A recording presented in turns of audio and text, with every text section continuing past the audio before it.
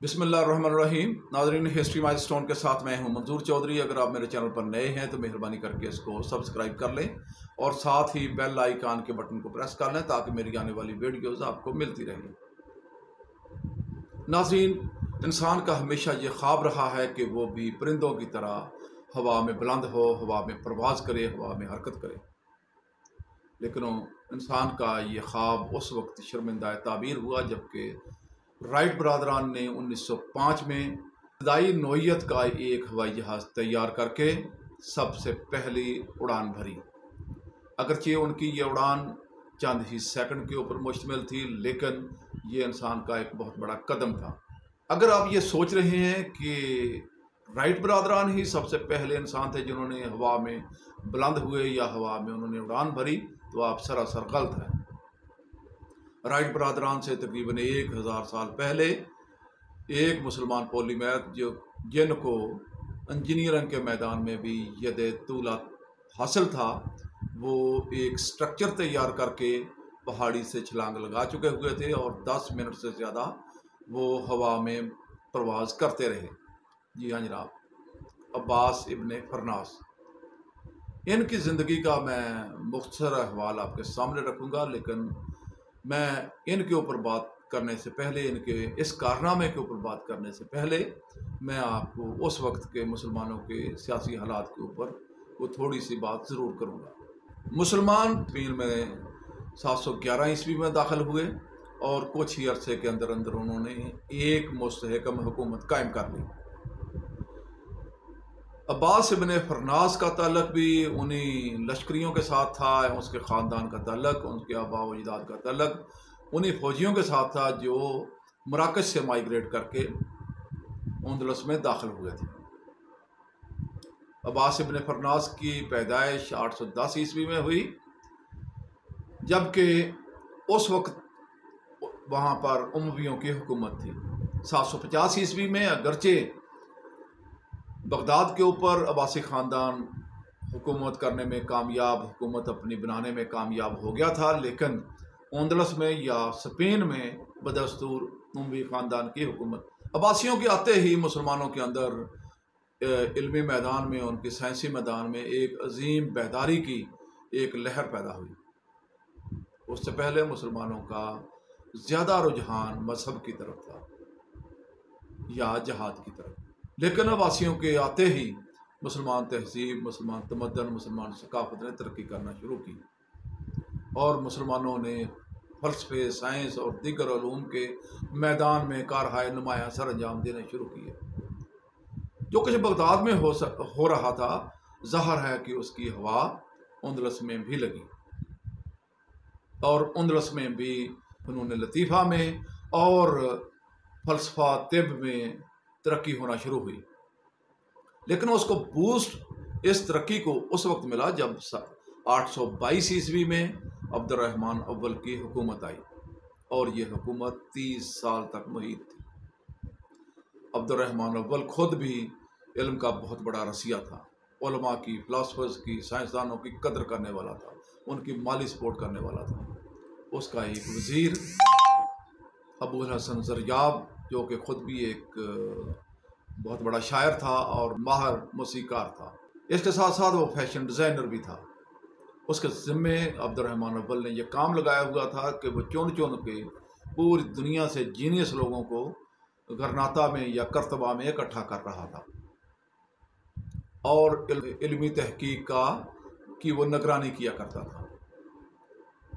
अबुल हसन ज़रयाब ने जनाब अब्बास इब्ने फरनास के साथ रब्ता किया, जो कि उस वक्त बगदाद में थे और दारुल हुक्मा में अपनी तहकीकात का आगाज़ कर चुके हुए थे।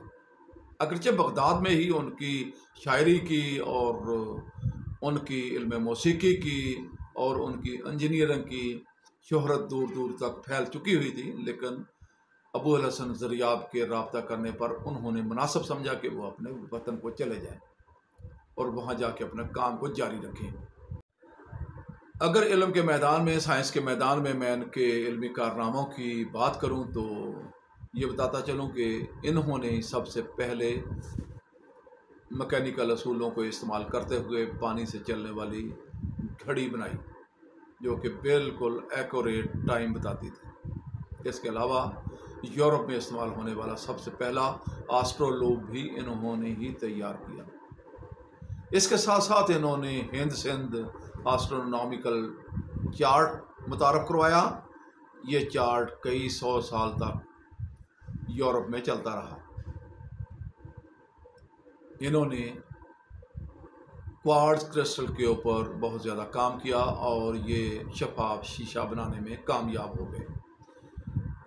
اس سے پہلے یہ ٹیکنالوجی محض مصریوں کے پاس تھی،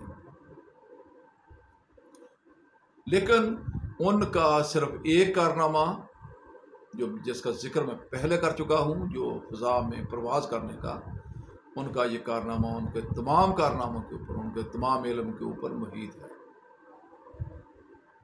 اگر ترازو کے ایک پلڑے میں ان کا یہ کارنامہ رکھ دیا جائے اور بقیہ زندگی کے کام ان کی ایک طرف رکھ دیا جائیں، تب بھی اس کا وزن زیادہ ہوگا۔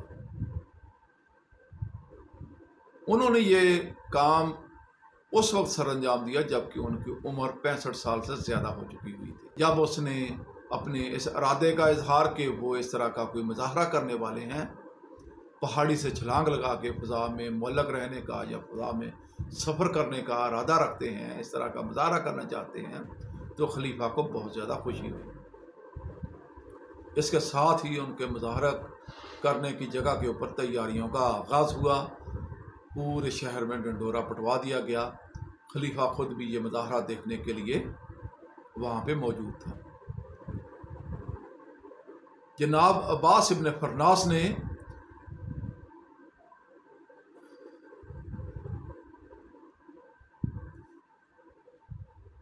ایروناٹیکل انجینئرنگ کے اصولوں کو استعمال کرتے ہوئے ابتدائی نوعیت کا ایک سٹرکچر تیار کیا جو کہ شہباز کے پروں سے مشابہ تھا اور شہباز کے پروں کی طرح یہ حرکت بھی کر سکتا تھا۔ اس کے بعد اس کے اوپر کپڑا لگایا گیا اور طرح طرح کے پرندوں کے پروں سے اس کو مزین کیا گیا۔ مقررہ وقت کے اوپر جیسے ہی بادشاہ نے یا اس وقت خلیفہ نے ان کو اشارہ کیا تو یہ رصافہ پہاڑی سے کود پڑے۔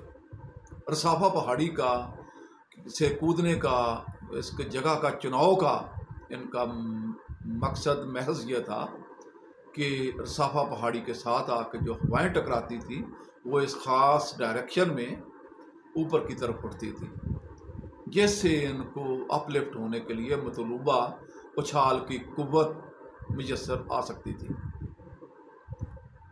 انہوں نے بسم اللہ پڑھی اور پہاڑی سے چھلانگ لگا دی اور 10 منٹ سے زیادہ یہ ہوا میں معلق رہے، ہوا میں سفر کرتے رہے۔ بدقسمتی سے لینڈنگ کے وقت ڈیزائن میں کسی خرابی کی وجہ سے یا اس وقت کوئی پیدا ہونے والی خرابی کی وجہ سے اترتے ہوئے، لینڈنگ کرتے ہوئے ان کو کچھ چوٹیں ضرور آئیں، کیونکہ ان کی عمر زیادہ ہو چکی ہوئی تھی۔ اس کے بعد انہوں نے اپنے اس سٹرکچر کے اوپر اس کو مزید امپروو کرنے کے لیے کوئی زیادہ کام نہیں کیا۔ شاید یہ آنے والے مسلمان انجینئرز کے اوپر چھوڑنا چاہتے تھے یا بڑھتی ہوئی عمر کی وجہ سے یہ دوبارہ انہوں نے اوائڈ کیا۔ بہرحال جب ہم آج دیکھتے ہیں کہ انسان فضا میں بلند ہے، سفر کر رہا ہے، تو ہمیں اپنے اسلاف کے ان کارناموں کو بھی نہیں بھولنا چاہیے۔ وما علینا الا البلاغ المبین۔